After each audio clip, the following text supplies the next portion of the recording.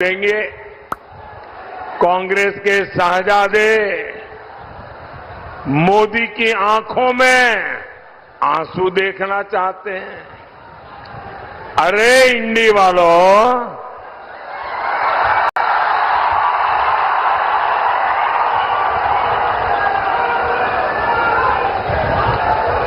अपनी मनमानी से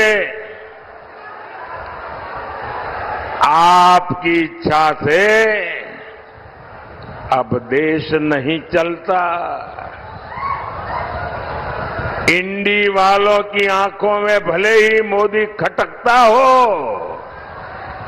लेकिन देश के लिए, देश के दिल में मोदी है। हर दिल में मोदी है और हर दिल एक ही बात कह रहा है। फिर एक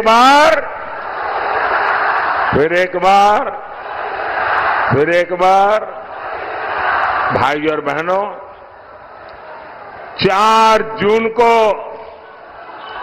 हार सामने देख इंडी गठबंधन वालों की बौखलाहट बढ़ती जा रही है। अब ये मोदी की योजनाओं पर सवाल उठा रहे हैं। मोदी गरीबों को मुफ्त राशन क्यों दे रहा है? भाइयों बहनों, इन्होंने हिंदुस्तान देखा ही नहीं है। मैं हिंदुस्तान के अनेक जिलों में रात्रि मुकाम करके आया हूं। मैंने हिंदुस्तान का कोना कोना छाना हुआ है और मैंने तय किया है कि गरीब के घर का चूल्हा कभी बुझने नहीं दूंगा।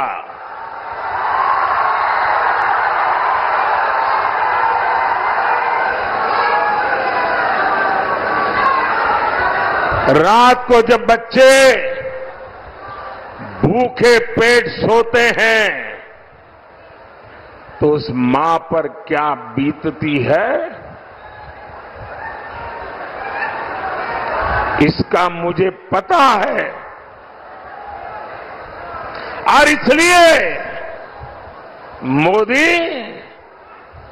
गरीब को मुफ्त राशन देता है, देता रहेगा।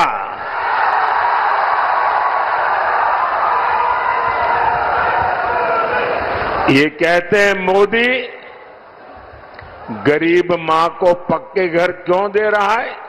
वो तो पीढ़ियों से ऐसे रहते ही थे भाई। मोदी गरीबों को मुफ्त इलाज की सुविधा क्यों दे रहा है? भाइयों बहनों, मैं जानता हूं गरीब के परिवार में, अरे मध्यम वर्ग के परिवार में जब कोई मां बहन बीमार हो जाती है तो परिवार के किसी को पता नहीं चलने देती कि उसे पीड़ा हो रही है, उसे दर्द हो रहा है। वो छिपाती है। क्यों? क्योंकि उसके मन में रहता है कि कहीं डॉक्टर के पास जाऊं और खर्चा बड़ा हो जाए और बच्चों पर कर्ज आ जाए तो मुझे ये नहीं करना है। मैं पीड़ा सह लूंगी, कुछ दिन में अपने आप ठीक हो जाएगा। और नहीं हुआ तो जिंदगी कितनी जीनी है। हमारे देश में माताएं बहनें बीमारी में दर्द सहती है, परिवार को भी बताती नहीं है। क्यों? क्योंकि कहीं बीमारी का खर्च बच्चों को कर्ज में डुबो न दे। मोदी हर मां की उस पीड़ा को जानता है। मोदी हर मां की उस भावना को समझता है और इसलिए मोदी ने तय किया कि अब मेरे देश की किसी मां बहन को दर्द छुपाने की जरूरत नहीं है। अस्पताल के बिल की चिंता मत करो मां, तुम्हारा एक बेटा दिल्ली में बैठा है।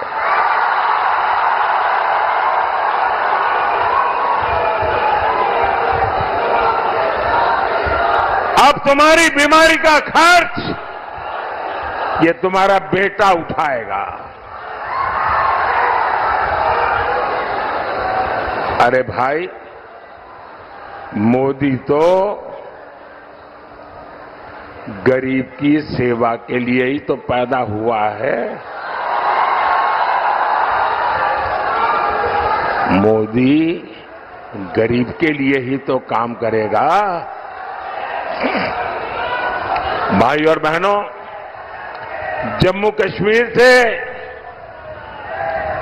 आर्टिकल 370 हटाना हो, राम मंदिर का निर्माण हो,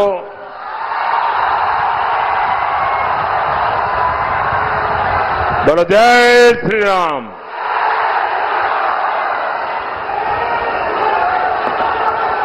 अब ये कैसे लोग हैं? प्रभु राम के लला का प्राण प्रतिष्ठा का कार्यक्रम, भव्य राम मंदिर का निर्माण, ये मंदिर वालों ने उनके घर जाकर निमंत्रण दिया कि आप प्राण प्रतिष्ठा में आइए। उन्होंने निमंत्रण ठुकरा दिया। राम लला के प्राण प्रतिष्ठा का निमंत्रण ठुकरा दिया। ये ऐसे लोग हैं कि एक इंसान जिस पर अदालत ने चोरी करने के गुनाह में सजा की है,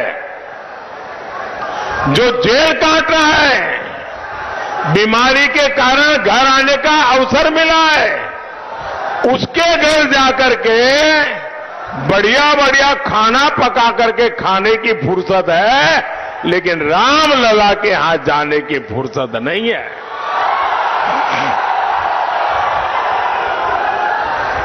मोदी ने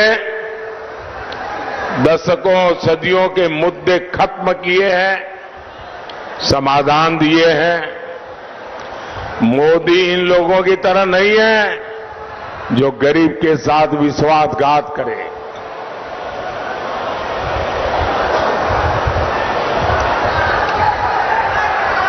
मैं तो जहां जाता हूं अपने काम का रिपोर्ट कार्ड देता हूं। मैं इंडी गठबंधन वालों से पूछता हूं, भैया बताओ, अरे तुम्हारा रिपोर्ट कार्ड क्या है? जो लोग नौकरी के बदले जमीन अपने नाम लिखवा ले, वो युवाओं के बारे में सोच सकते हैं क्या? वो युवाओं का भविष्य बना सकते हैं क्या?